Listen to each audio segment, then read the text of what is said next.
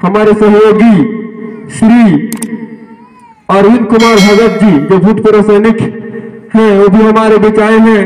मैं उनसे निवेदन करता हूं कि इस संगठन और लड़ाई के बारे में 2 शब्द करेंगे। जोरदार ताली होना चाहिए, बरजोर से आए हैं भैया।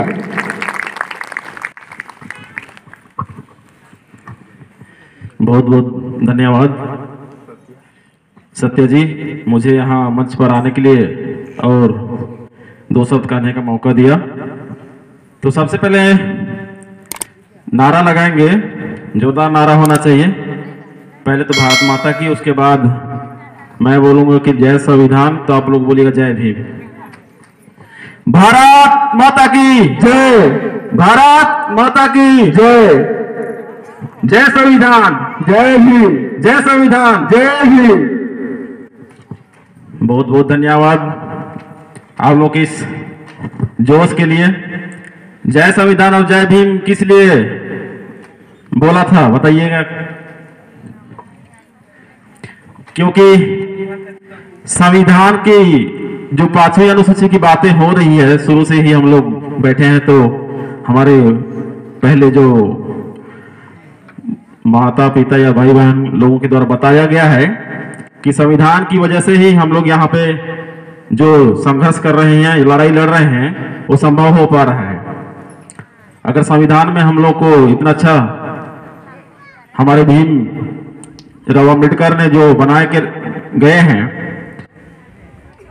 अगर वो नहीं होता तो आज हम यहाँ पे शांति से बैठ के इतना कार्यक्रम जो कर रहे हैं वो संभव नहीं हो पाता।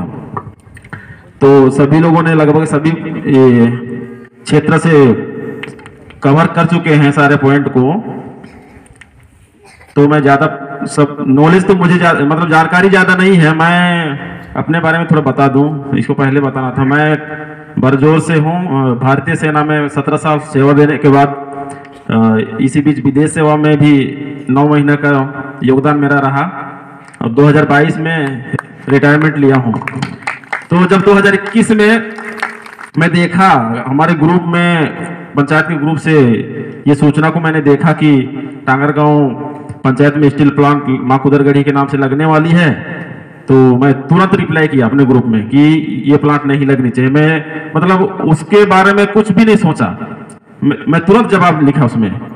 मतलब कुछ लिखा, काफी कुछ शब्दों में लिखा था, तो मुझे तुरंत कॉल करके भी हमारे पंचायत बरजोर के समितिगण के द्वारा कॉल किया गया, पूछा कि मतलब कहाँ पे हैं। मैं बोला मैं तो ड्यूटी में हूँ।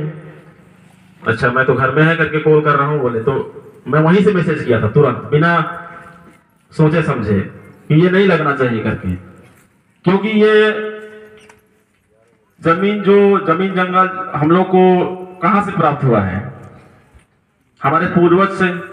हम तो इसको नहीं लाए हैं ना, ये हमारे पूर्वजों ने कितना संघर्ष और मेहनत किया। आजादी के पहले की बात है, सारे क्षेत्र से लगभग कवर तो कर दिए हैं, लेकिन फिर भी थोड़ा सा मैं याद दिला देना चाहूंगा कि पहले ये सब सारे जंगल थे होंगे, जमीन इतनी समतल भी नहीं थी, पहाड़ पर्वत तो कहीं झाड़ी जंगल फैले हुए थे, और हम लोग उसी में हमारे पूर्वजों ने कितना संघर्ष करके हमें सुरक्षित रखा।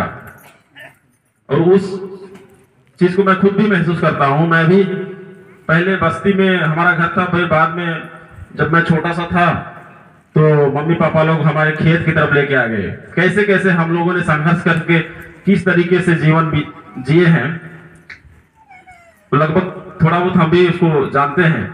तो अगर जमीन ही नहीं रहेगा हम तो कहाँ जाएंगे? अभी आप रायगढ़ और कोरबा नजदीक हमारे पहुंच क्षेत्र में है, जहां फैक्ट्रियां लगी हुई है, वहां के लोगों की जीवन इतनी अस्त व्यस्त हो गई है कि आप कल्पना भी नहीं कर सकते हैं।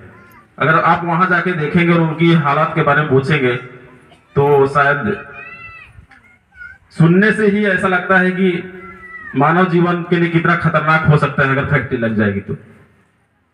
और आप लोग के पहले प्रवचनों से मैं सुना कि यहाँ लगभग टांगरगांव में 3000 का जो जनसंख्या बताया जा रहा है, उसके हिसाब से जो बार बार संकेत दिया जा रहा है कि जनसंख्या की कमी है, तो मैं कहना चाहूंगा कि एकता पर ही बल है। अगर जहां ये एक आदमी की लड़ाई तो है नहीं, और एकता में ही बल है। संगठन रहेगा तो हम कहीं पे भी आसानी से लड़ सकते हैं, और जनसंख्या के ऊपर ही लड़ाई है।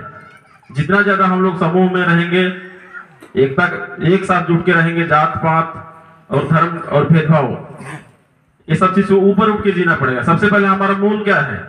हम आदिवासी हैं, और आदिवासियों की सुरक्षा के लिए जो संविधान में भी लिखा गया है, अभी हम लोग को धर्म और जाति के नाम पर भटकाया जाता है कुछ लोगों के द्वारा। आप लोग देखते होंगे, सुनते होंगे, सोशल मीडिया है, टीवी है, जैसे भी है, पेपर है, बाहर के लोग या तो कुछ लोग अपने मतलब राजनीतिक फायदे के लिए या किसी भी तरीके से कहें, वो लोग भटकाने की कोशिश करते हैं। तो उस पर ध्यान मत दीजिए। आप लोग आपस में मानवता धर्म को सबसे ऊपर मानिए, और हमारा जो अधिकार है, हमें यहाँ पे क्यों मतलब विचलित किया जा रहा है कुछ लोगों के द्वारा, तो उस पर ना भटके, इधर उधर ना भटके, और एकता बनाए रखें।